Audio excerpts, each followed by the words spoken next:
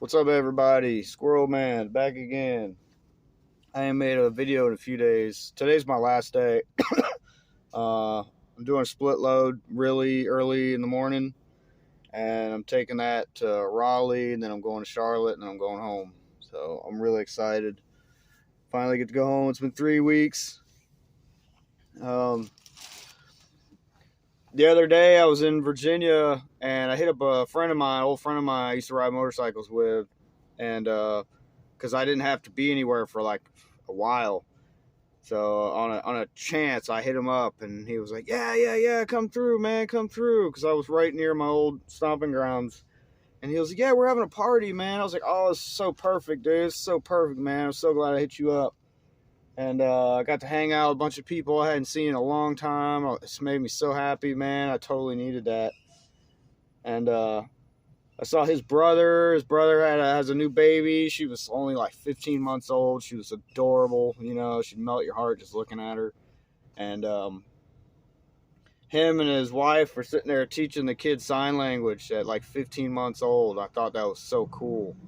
You know, because little kids, when they're little, their brains are like sponges. It's so much easier to teach them things like that. You know, they just pick up on it like that. You know, when you get older, you don't want to learn anything. You're already set in your ways. But when you're that young, it's like anything somebody's willing to teach you, you'll probably pick it up, you know? But when they were doing that, it just reminded me of probably one of my most depressing stories ever. Depressing experiences of my earlier life, like when I was a teenager. My senior year in high school, I took a sign language class, and I didn't take it seriously. I think I only took it because my wife was in there.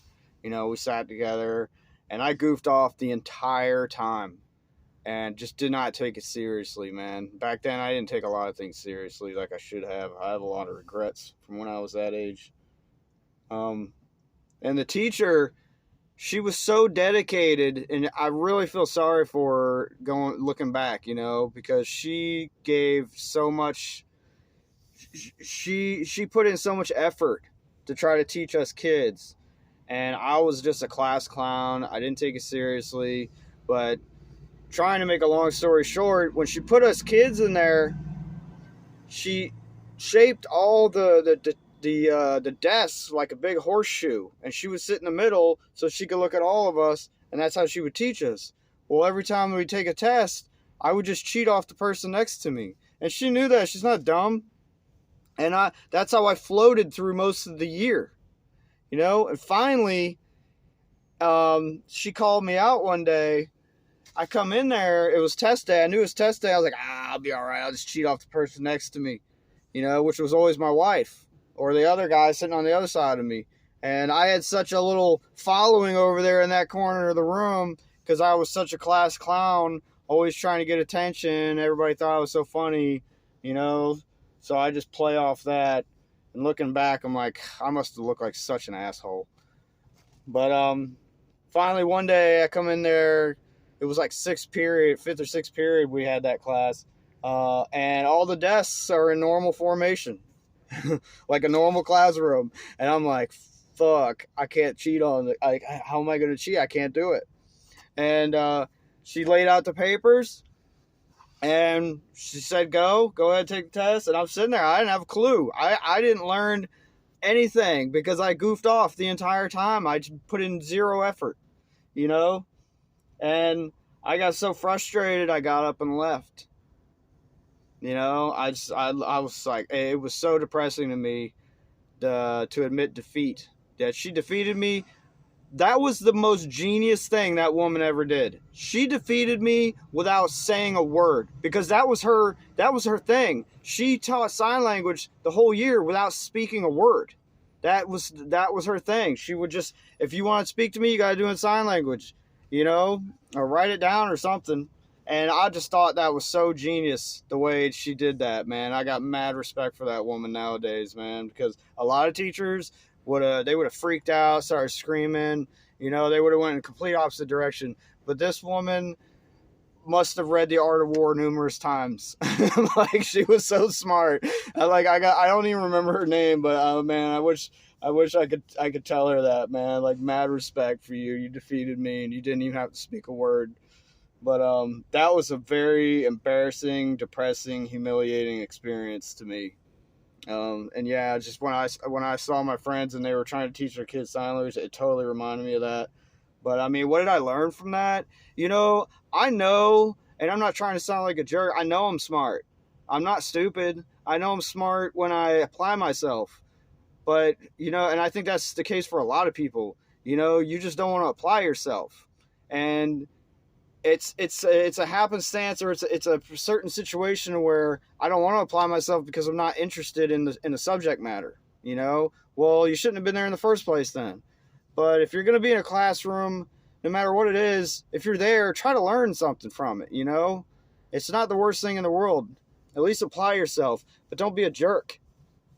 Because the teacher, I feel so sorry for some teachers nowadays. Not all of them, because some of them are total freaks.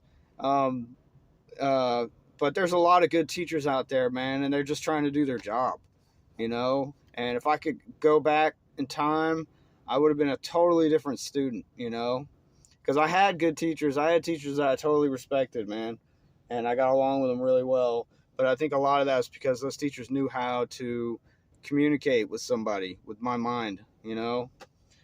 But anyway, I had to share that story because that's just a piece of my history.